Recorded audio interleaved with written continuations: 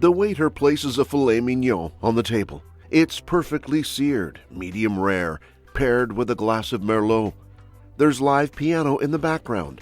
Candles flicker, and across the table, a young couple celebrating their anniversary. This isn't some upscale French bistro in Shanghai. It's Pizza Hut. No, not a luxury spin-off, not some exclusive pop-up. This is just normal Pizza Hut in China. Walk inside and you won't see cartoon cheese or greasy booths. You'll see leather seats, glass chandeliers, a curated wine list, and a menu that includes escargot, black pepper shrimp pasta, and durian pizza. So the question is, why? Why does Pizza Hut in China feel like fine dining, while in the US, it's become the place you go when everything else is closed? And to understand how that happened, we have to go back to the moment Pizza Hut first landed in Asia. In the 1980s, Pizza Hut was unstoppable. By 1987, it was the #1 pizza chain in America. Sit-down dining, red roofs, kids' parties, unlimited salad bar. It felt like a family event, not just fast food.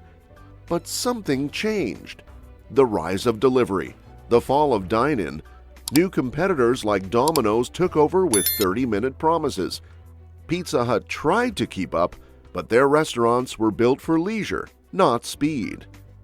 By the 2000s, Pizza Hut in the US was in decline. Smaller stores, cheaper ingredients, a pivot to carry-out and delivery.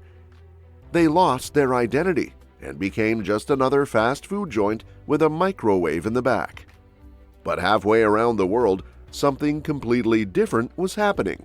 Because in 1990, Pizza Hut made a gamble. They opened their first location in Beijing. And it would end up changing the brand's destiny. Beijing, 1990.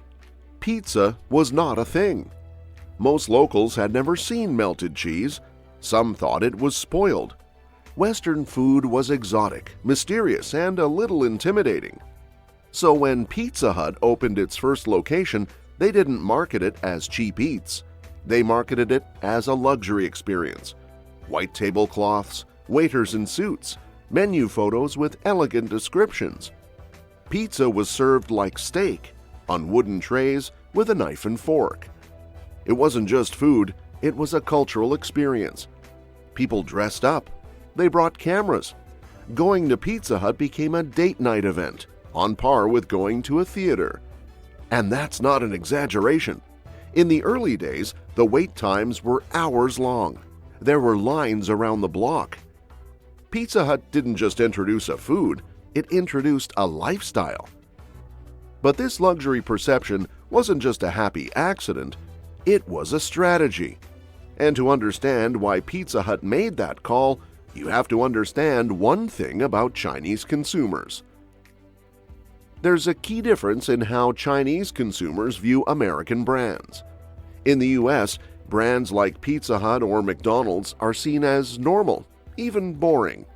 In China, they're exotic, premium, a sign of modernity.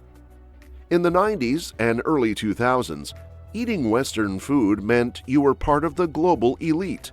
It meant you had status.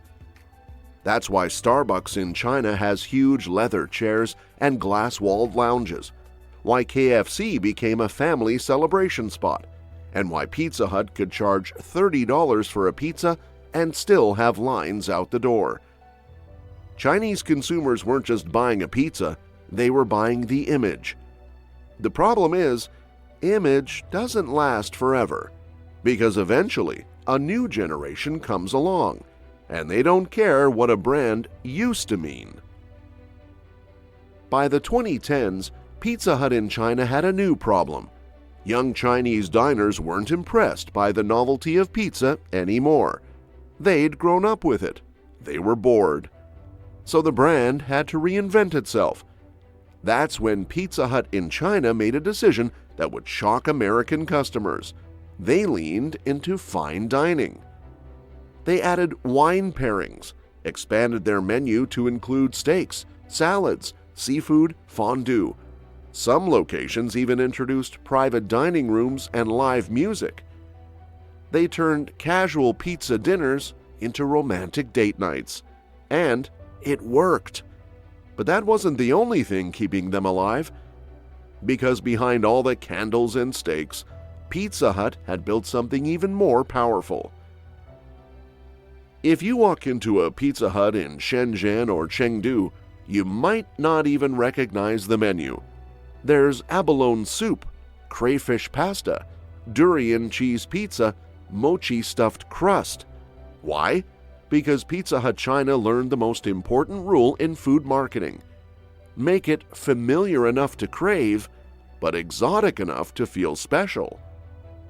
They hired culinary R&D teams to test regional flavor profiles.